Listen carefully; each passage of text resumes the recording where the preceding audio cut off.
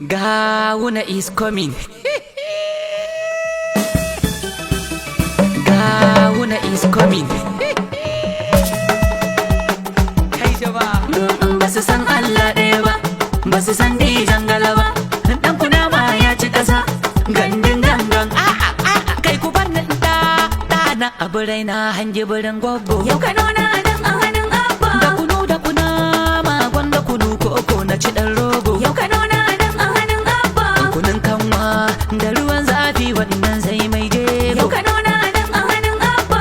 Wa ya faɗa maka bar na gabas take mai tafiya ba zai ki gari ba. Mai kaya ya tadda farawo ya ce mai sayan bai zo ba. Malam ya riko Allah sa ga boka yana daga duba. Tarihi muna kallahi dan asali ba zai ki gida Yau ba. Kano na nan a hannun Abba.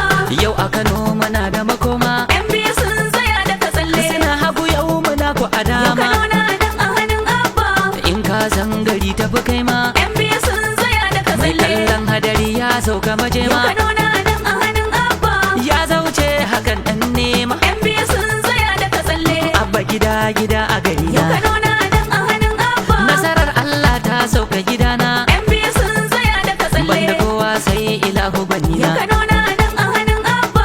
Dan asali ba zai ki gida ba. Sai wawa na babba balele. Mai kaya ba zai ki zama ba. Sai wawa na babba balele. Mai nema ba zai koka ba. Sai wawa na babba balele. Shi kuma mai kwace ba zai daraja ba. Sai wawa na babba balele. Kwasiya tsarin mu a daidai. Kwakwasiya tsarin mu a daidai. Wasu wance anan bana sun koma daga Kwakwasiya dindi. tsarin mu a daidai. Mu ne da zuma mun bar su da riɗi. Kwakwasiya tsarin mu a daidai. Asalo na kiɗi ku ba su garaya. Kwakwasiya